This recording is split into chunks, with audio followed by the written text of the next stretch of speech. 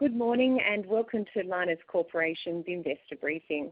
Today's briefing will be presented by Amanda Lacaze, CEO and Managing Director, and joining her on the call will be Andrew Arnold, General Counsel and Company Secretary, and Gardin Sturzenegger, Chief Financial Officer. I will now hand over to Amanda Lacaze. Please go ahead, Amanda. Thanks, Dan. Well, good morning, everyone. As always, thank you so much for taking the time to join us today. I'm sure that many of you, if not all of you, have been watching the events of the last couple of weeks very closely. And I wanted to start by saying that during that time, I have been humbled with the support that we have received from all our stakeholders. In particular, I want to call out the contribution of our staff. Our staff have stood firm despite all the uncertainty of the past several months, and they continue to run our operations safely and to deliver the improvement initiatives which build a stronger and more resilient business that we have discussed at length. It is the support of our stakeholders that strengthens our team and our team's resolve to work on our shareholders' behalf. It is the support of our stakeholders that gives us the confidence to continue to ensure that we build value in our business and therefore ultimately value for our shareholders. We will provide you with more detail regarding our plans for future value growth in our business over the next few weeks. But today, I want to talk to you about the events at the end of last week, which was referenced in our ASX announcements this morning. You will have all seen that the PM of Malaysia made some comments in his post-cabinet press conference on Friday. We have posted those in full on the ASX this morning, and I'm just going to provide you a little context on this and the implications for your company. We welcome the fact the PM has spoken on this matter, although his comments were brief. They formed a very small part, about 2.5 minutes, of a wide-ranging press conference. For those who are following us closely, you would know there was much open debate on Lynas in the Malaysian media last week, with significant support for the continuation of Lynas Malaysia operations. We welcome the indication from the PM that he supports the continued operation of Lynas Malaysia. With respect to the other elements of his comments, we've not been informed of any decision, and we are seeking clarification from the government. And we will, of course, update the market when we get this information. Specifically, with respect to the PM's comment on cracking the material before shipping to Malaysia, well, you may not be surprised to know that this is not the first time we've considered this. Indeed, we have been developing detailed plans to grow with the market for months. Since even before you all started asking me what's next after Lynas Next. And as part of that planning, we have been giving great consideration to how we scope our future industrial footprint. Our preference has always been to add to our Malaysian capability, not replace it. Our Malaysian operations and cracking and leaching specifically are performing superbly as the result of the IP our team has developed and own, IP which others cannot use, and the hard work of all the Lynas team. We remain committed to supporting the Malaysian economy and to protecting our people's jobs. However, this same work that we have already done means we are very well placed to deal with any change in Malaysian government policy. If we do need to organise our operations, we are confident, and that confidence is based on our experience, our proven performance, and our company-owned and developed IP, that we can do it faster, cheaper, and with less risk than any other company. We are well advanced on this planning as referenced in our ASX announcement. And that is critical for our customers, our staff, our shareholders and Malaysia as Malaysia seeks to build its 4.0 industries that rely on the use of rare earth materials. As I was reminded by Dylan from CLSA last week, the rare earths market is littered with examples of private equity guys who thought they could build and run a rare earth business. The most recent of these was Molycorp. In that instance, the private equity team thought they could update the Mountain Pass assets. Some years and much shareholder value later, they put up the white flag and put the company into Chapter 11. And so once again, I make the point strongly that we are confident with good cause that our experience, our people and our IP means we can execute faster, cheaper and with less risk than any other company. Our Japanese partners continue to be very supportive and have publicly stated that support for our company, our management and our continued growth. So finally, before I open up for questions, a few words about our team's motivation.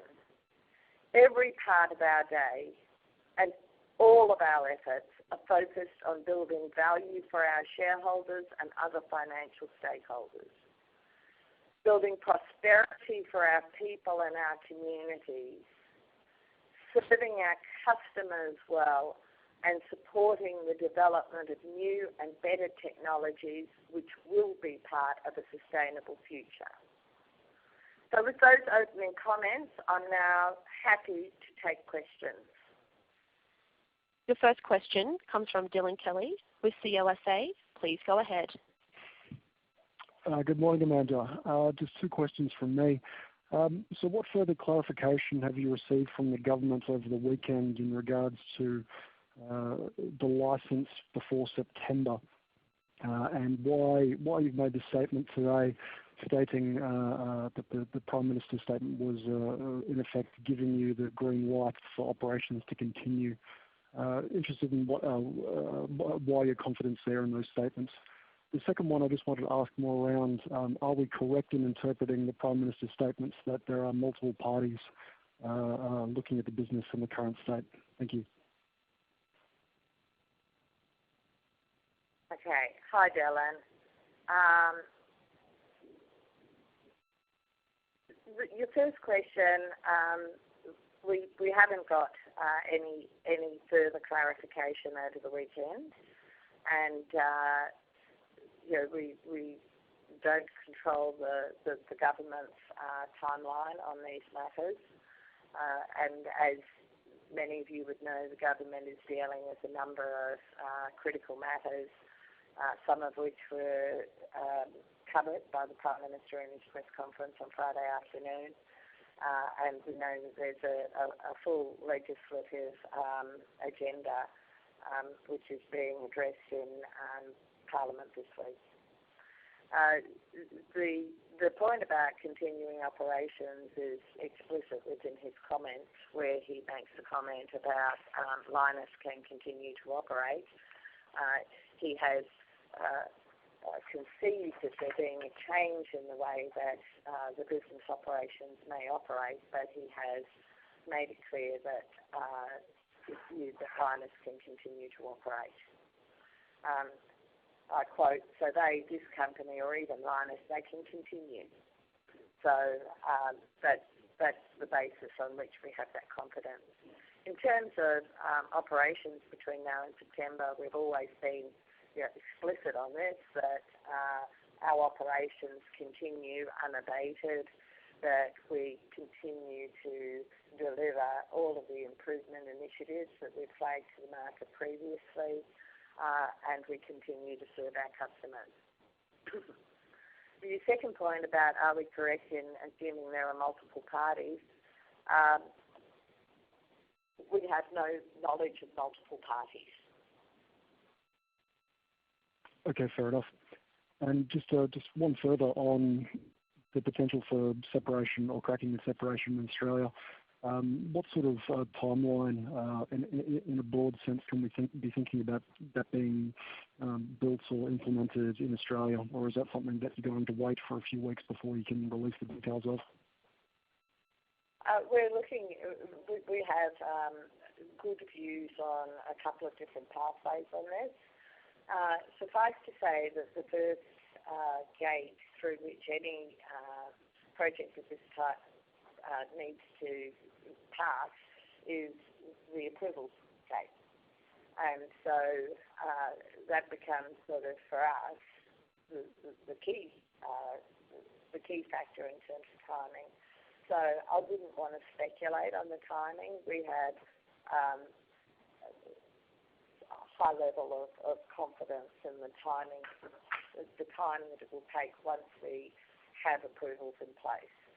But we will certainly provide more information on that in the coming weeks. Okay, great. Thanks, Amanda. Thank you. Your next question. Actually, I would just say once again, just for you, Dylan, I said it twice. I'll say it a third time. I'm told that that's good communication. We have a very high level of confidence that we can do it faster, more efficiently, and with less risk than anyone else. Thank you. Your next question comes from Kathy Moisey with Patterson's. Please go ahead.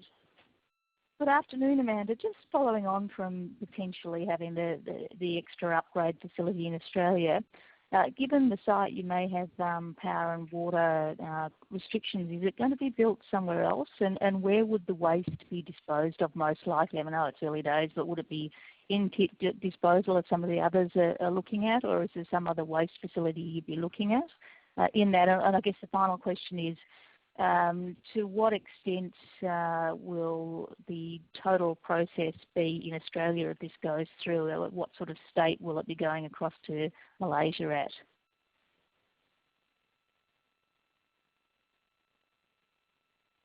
Okay, Kathy. So in terms of thinking about where it is, we have identified 5 different suitable locations, and we will be working through those. I'm sure it will not surprise anyone on the call. We understand the requirements for a site to be able to operate rare earth processing capability. In fact, we understand those requirements better than anybody else. So clearly, as we consider locations and capability, we'll put a part of that is thinking things like power and water and other utilities and access to raw materials. In terms of what form does the material take, once again, that will be information that we provide through. But bear in mind that any replacement of assets almost always results in destruction of value. So finding ways that we can ensure that we utilise our assets, which are already on the ground, drive greatest value out of those within any reorganisation of our operations is one of our key guiding factors. Okay, thanks, Amanda. Thanks, Kathy. Thank you. Your next question comes from Daniel Morgan with UBS. Please go ahead. Oh, hi, Amanda. Apologies. I'm actually on a commuter train, so if there's a little bit of background noise, apologies for that. Just a question on this reorganisation, which we're covering in a number of questions. Would conceptually you think about trying to operate the cracking and leaching in Malaysia whilst you undertake and build a new facility in Australia to crack and leach? Or conceptually, would you think about dismantling the cracking and leaching in Malaysia and bring it back on board to Australia and do it that way, which would obviously have an impact to production while that reorganisation takes place? Just trying to think about this in concept. And a second part to that is, would it be feasible to think about expanding production, make this an expansion of your footprint while this is ongoing? So, Daniel, the reason why we are significantly progressed in our thinking of this is because we've been considering opportunities for us to grow with the market. So certainly, in terms of is this complementary, would be our number one, best outcome. Having said that, the fact that we've done the work means that we are very well placed to deal with any change in regulation and policy here in Malaysia. Just a quick follow-up, if I may. On the licensing discussions which you've had as you do the reorganisation, I presume that it is going to be one of the government will support you whilst you're in good faith reorganising your business in regards to operating licences. I think that was the I think that was the essence. That was quite strongly implied by the comments that the PM made on Friday.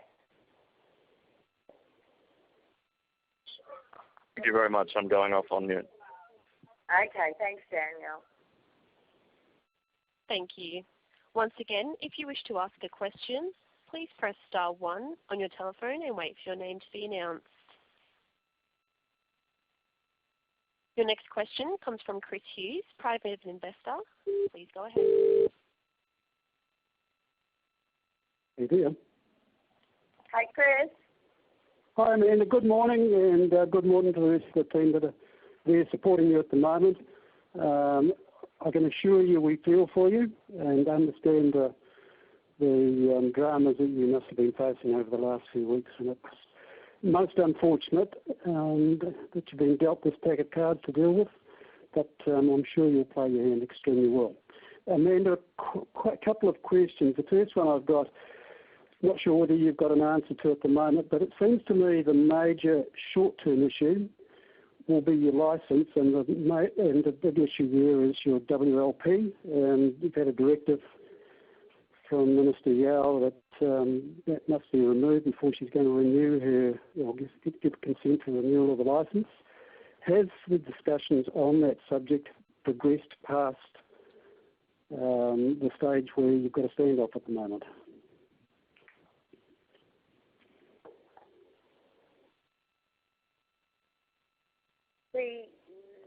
Much of the debate, so I start with, our position has always been that we are compliant, and it has been acknowledged and affirmed by the Pakistan Harapan Government's own review committee that we are compliant with regulation and we are compliant with our licence conditions. And our licence conditions, which have been renewed 3 times, are explicit with respect to the order in which the WLP should be managed. You would have seen last week, as part of Malaysian media coverage, a couple of very senior politicians who said, well, yes, there's indication has been given, but no, it's not a cabinet decision, and that once that cabinet decision has been made, Lynas will be informed. As always, as prudent managers, we have been investigating all 3 options for management of the WLP, and so we're well positioned to deal with this, but as I think you'll also see from the PM's comment, he's acknowledged that export is a difficult proposition.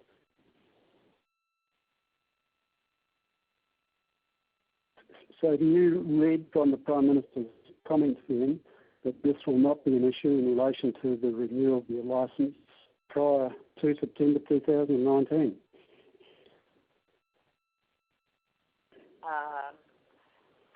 I don't read anything at this stage. We are seeking clarification on these comments. All right, thank you. I guess the second one may be a little bit early, but I noticed the extreme confidence and support that you received this morning from both JRE and also Sojitch, which was extremely encouraging and I guess from a shareholder's perspective, very, very comforting. Just in terms of your planning, the crack and leach that you are proposing may happen in Western Australia. Would that be funded from future cash flows, which I guess will depend totally on the timing of the requirements for that to be built and commissioned? Or have you had commitments from existing funders that if that timeline was brought too short in terms of your ability to fund from cash flow, that they would step up to the plate? We will give more information on this. We have confidence in our ability to fund any further development. Okay, thank you. Good luck to you all up there. Thanks, Chris. Okay, thanks, Amanda. Thank you. Your next question comes from Dylan Kelly with CLSA. Please go ahead. Yes, good morning, Amanda. I just want to follow up. What legal recourse do you have against Wesfarmers at this point that you can talk about? Thanks. Hi, Dylan. It's Andrew Arnold. Thanks very much for that question. I mean, as Amanda has outlined this morning, our key focus will always remain on building value for shareholders. Clearly, in the background, we do consider a whole range of scenarios, but it's probably not helpful at this time for us to speculate on a whole bunch of different scenarios in a public forum. Suffice to say, we will always do our utmost to protect and preserve shareholder value, and indeed to build shareholder value as we go forward. Thanks, Andrew. Thank you. Your next question comes from Imogen Pan with Churchill Capital. Please go ahead. Hi, Amanda. Just a couple of questions from me. Number one, you voiced confidence in getting a resolution with the Malaysian government in recent weeks. I was wondering, does the Prime Minister's comments on Friday align with your base case, or is this quite unexpected? And secondly, am I right in assuming that there's no change to your view in relation to the Wesfarmers proposal and whether or not you'll engage with them? Thank you. Sure.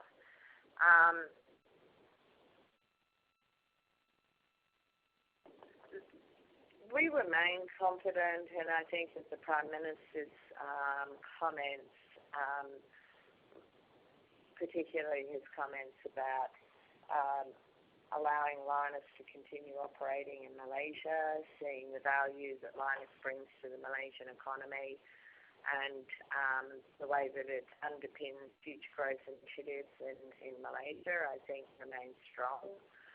Our Prime Minister here in Malaysia, does march to his own agenda and his own timetable, but we are confident, we remain confident that we can agree a path forward with the Malaysian government, which is good for Malaysia and which is good for our business. With respect to the non-binding proposal that we received, non-binding, highly conditional proposal that we received a couple of weeks ago, we have made our comments on that, and they stand. Great. Thanks, Amanda. That's all from me. Thank you. Your next question comes from Rob Freeman with Macquarie Group. Please go ahead. Good afternoon, guys. Amanda, you mentioned 5 different locations being considered. Could you just confirm that they're in 5 different countries, please? No. No, I didn't say they were in 5 different countries. I just said that we've looked at, we've looked at a whole variety of different locations, and we've narrowed it down to the best shortlist. And that shortlist has to be in very close proximity to the mine, or are you sort of looking at other regions in Asia? We'll provide more information on that as we put more detail around those plans. Okay. And then just on the cost of the cracking and leaching facility, how much do you think one of those facilities would cost, and how different can the cost be depending on the location you select?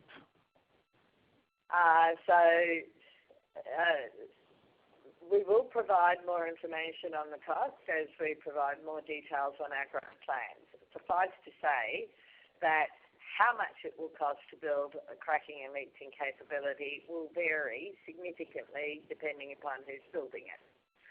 And the only operator outside China who has successfully built and operated a cracking and leaching facility is Lynas.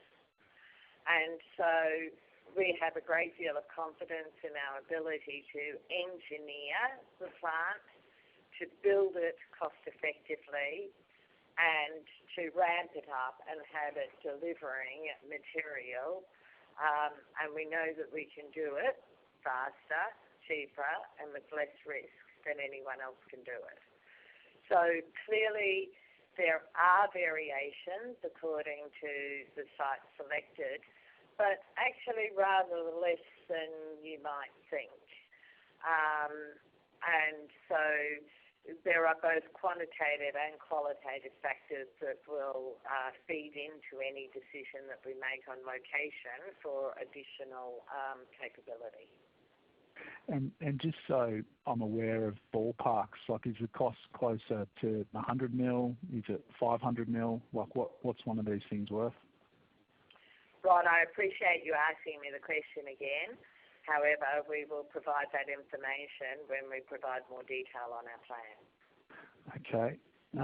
And then just in terms of your preferred funding structure, would you rather self-fund, and do you think you're more likely to self-fund, or do you think you'll do some sort of partnership with Sojitz?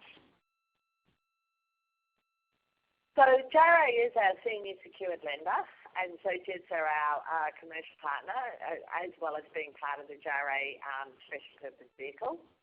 That partnership has been hugely valuable for the company and also for Lynas shareholders, particularly over the past 5 years. And we look forward to continuing a strong relationship with our Japanese partners.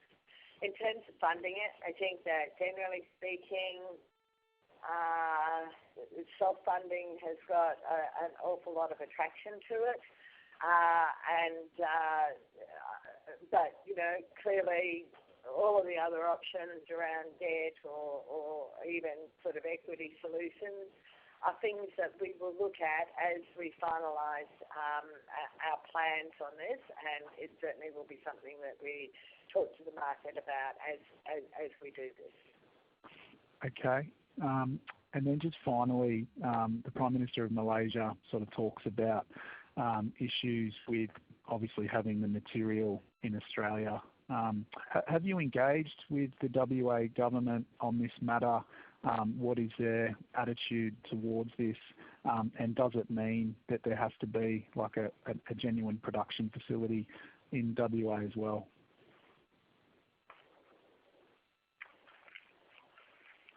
As part of our prudent planning, we have looked at all of these potential solutions, which is one of the reasons why I say it's not like the Prime Minister said this on Friday afternoon and we said, oops, gee, there's an idea that or not. You know, we understand various approvals for various different scenarios, and because we know our business and we know what we do, we have, you know, quite a lot of flesh on those bones. I think that the question over how would the government see this is a question that you need to put to the government, not to us. Thank you. Thank you. The next question comes from Matthew Chen with Foster Stockbroking. Please go ahead. Hi, Amanda. Hi, Andrew. Just wanted to clarify, was there a specific reference to the scientific arguments you made and the comments of the committee report on the science in the PM's comments? No, not specifically. But you know, it has been widely publicised, including the results of the Pakatan Harapan government's own review committee report, which reported at the end of last year. And thanks. And just what's the status of the appeal rights you lodged earlier this year? What's the status of that at the moment? Like, I think you had to lodge appeal rights, otherwise they would dissipate within 30 days to the Mestec statement and the AELB letter. Is that right? So yeah, what's the current status of that? Matthew, it's Andrew Arnold. Morning, Matthew. As we have told the market on a few occasions, we have lodged an appeal in respect of the condition that was imposed on the 4th of December. So that appeal process is ongoing, as we have told the market on a few occasions, as indeed are our discussions with the Malaysian government regarding each of these issues. So each of those remains ongoing in parallel, and we will provide the market with any updates once there is any news on those matters. Great. Yeah, I think the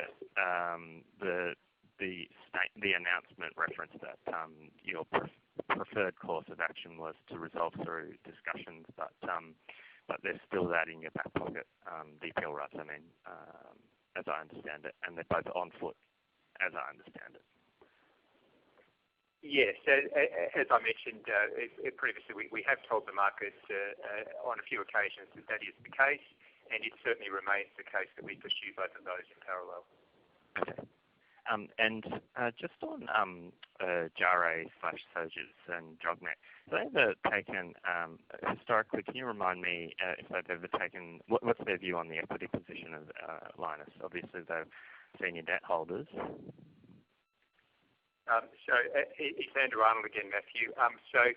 JARE does have a shareholding and has for several years had a shareholding in Lynas. Okay.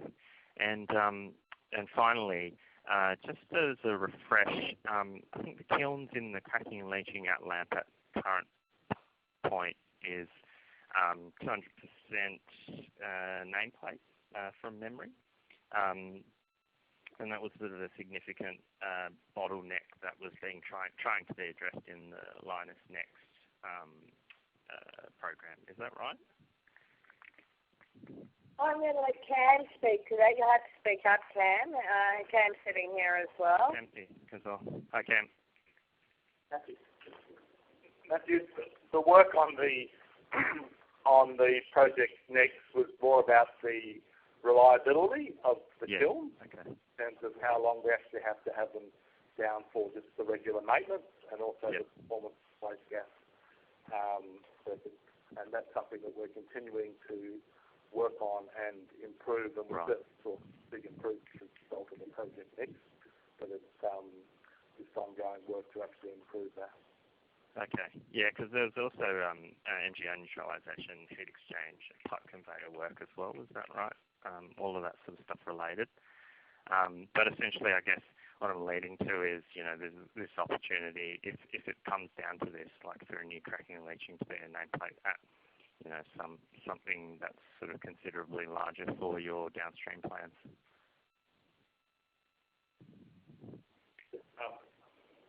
Sorry, you just broke up, Matt. Yeah, sorry. So what I was saying was there was a whole lot of related work with the MGO neutralisation, heat exchange, pipe conveyor, and essentially what I was leading to was getting to, if it comes to it, a new cracking and leaching facility with a nameplate or design to sort of match your belief in where the market's going to be and your downstream plans. So in terms of, yes, I think I understand your point. Yeah. So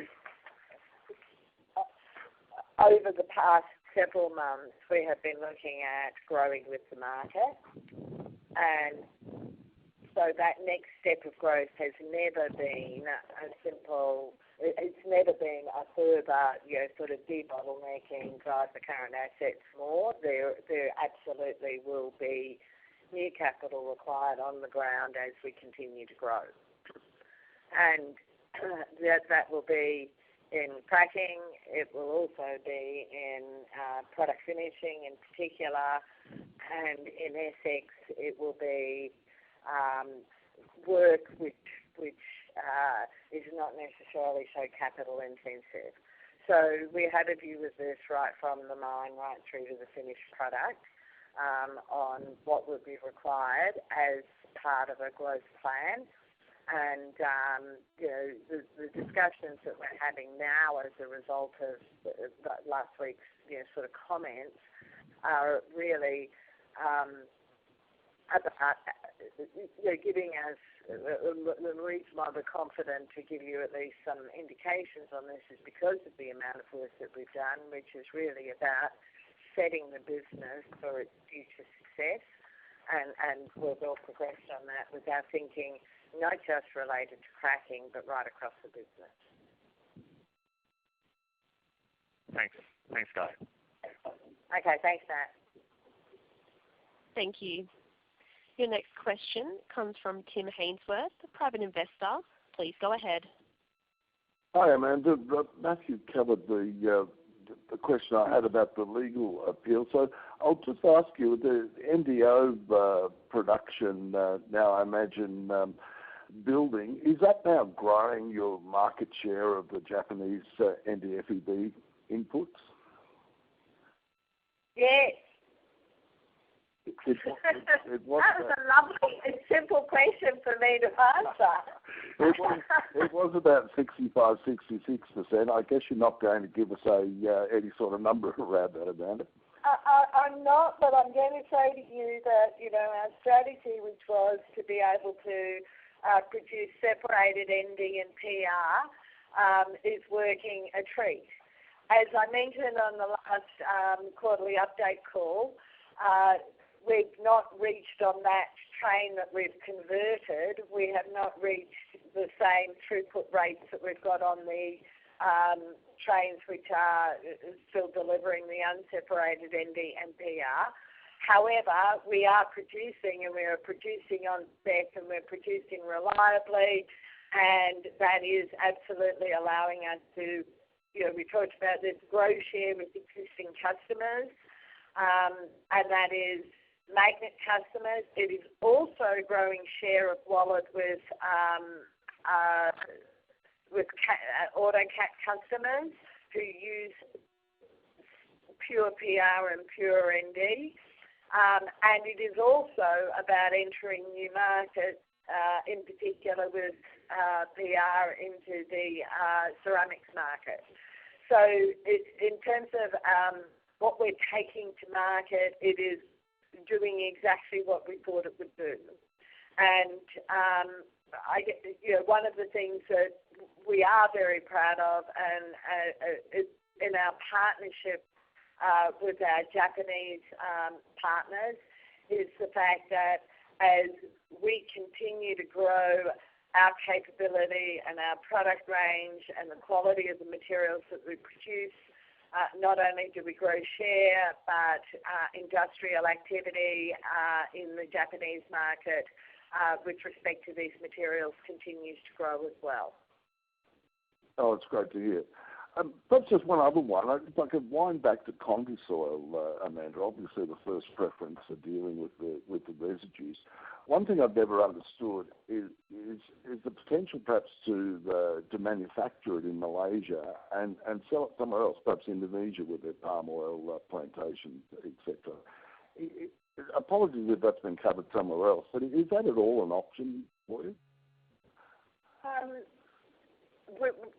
We are investigating all options.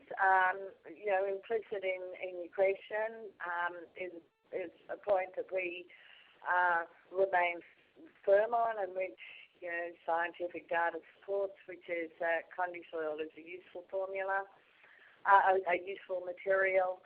That when you look at sort of the rock phosphate, which has been used for years as to underpin the production of fertilizer. It has level of radioactivity in it. Our Condi soil actually does not, because of the way that it is formulated. It has it's not regarded as a radioactive material. So it is a useful material, and exploring potential markets for that material is certainly something which we are actively pursuing. Would I be right in saying Malaysia is about the only country in which it would be a problem? I don't know. I can't speak for every company's policy settings. Okay. All right. Thanks for that, Amanda. Good luck. Thanks, Jen. Thank you. Your next question comes from Tim Hannon with Newgate Capital Partners. Please go ahead. Hi, Amanda.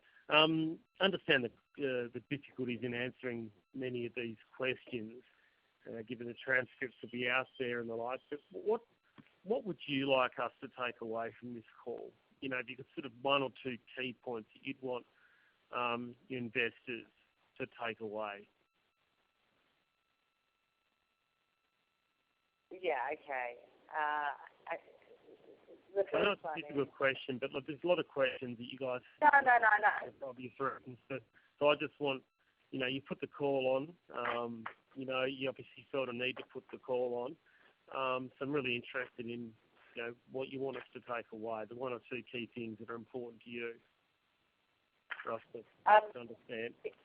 Thanks, Tim. No, thank you for the question, and it is a question I always ask myself on what is if someone were to walk out of the meeting and you know, someone stuck a mic under them and said, "What did she say? What is it that I want you to do?" I think, or to have heard.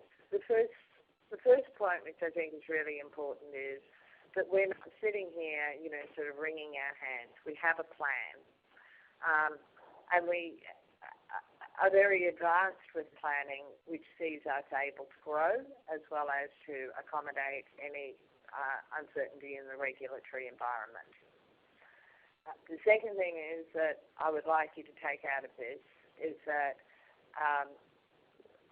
our demonstrated track record, our knowledge of operating in this market is unmatched, and therefore our ability to deliver value to Lynas shareholders over time is much greater than anyone else who might seek to, you know, take control of the asset. And I think that if you triangulate that with other information, it means that others have recognised the medium and long-term value intrinsic in this asset as well. So those would be the key points. And the third point, which I would really like to make, is that Lynas shareholders own Lynas, and Lynas shareholders are the ones who are going to determine its ownership as the company goes forward. And Lynas shareholders own the Mount Weld resource. Lynas shareholders own the only non-Chinese rare earth processing facilities. Lynas shareholders own the IP required to operate the processing facilities. And Lynas shareholders own the deep commercial relationships that allow us to be successful in the rare earth market. And so my final point is that we will work hard on your behalf, and we seek your continued support. No, that's great, Amanda. You know, thank you very much for your candid response there. That's helpful. Okay. Thanks, Tim. Thank you. Thank you. Once again, if you wish to ask a question, please press star 1 on your telephone and wait for your name to be announced. Your next question comes from Andrew White with Curran & Co. Please go ahead. Hi, Amanda. Just on the US market, just wondering whether you can outline what progress has been made on the US market in terms of the size and the customer base, size and nature of the customer base, and then additionally, are there any options for downstream processing in the USA? Okay, that's an interesting one. So the US is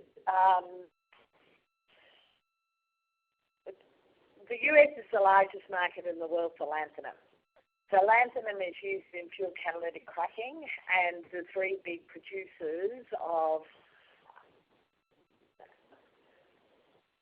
can I restate that? The US is the largest outside China market for lanthanum. As we all know, the rare earths market, the largest market in the world is China. But the US is the largest outside China market for lanthanum. It's used in fuel catalytic cracking, and the three biggest producers of that catalyst are based in the US, BASF, Grace and Albemarle. We have commercial relationships with all of them, and we seek to continue to grow our business with each of those customers. The magnetic materials market in the US is slightly different. There are no significant magnet makers in the US, and that does, potentially, sort of open up a supply chain opportunity. As you know, the material we sell gets made into magnets, which is then used in component manufacture, say for particularly electric motors. And there is still an awful lot of manufacturers of auto parts, electric motors, etc. in the US. So is there an opportunity to work, once again, most likely with partners, on filling out some elements of the value of the supply chain where US consumers are potentially at risk? Yes, we do see that as an opportunity, but once again would be something that we discuss in more detail somewhere down the track. Okay, thanks. And once again, look, thank you all. And I make no bones about restating what I said to Tim, Hannon. This is your company. We work on your behalf, and we give you our commitment, from our hearts as well as from our brains and our bodies, that we will continue to build value in this company, and we look forward to retaining your support as we do so.